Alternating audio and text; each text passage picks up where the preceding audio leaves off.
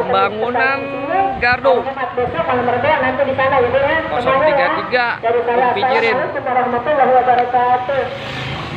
Ketua pengajian.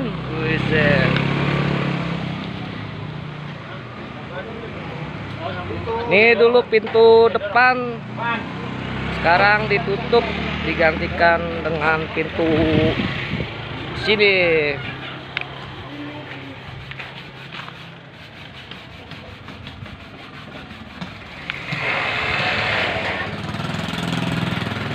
Posisi berapa? Hah? Posisi berapa ini?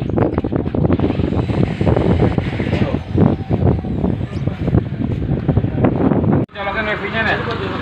Nggak pakai BC.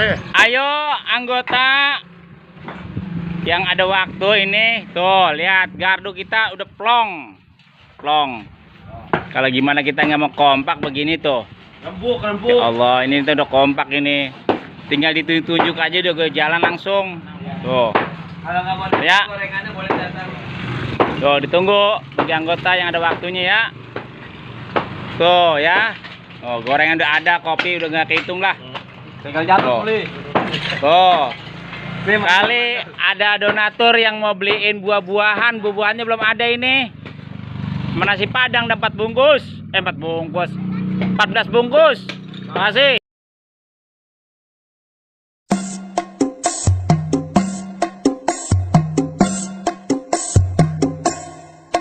Betawi rempuk, FBR hidup, kurang ajar, dihajar, udah tabek kita rebut.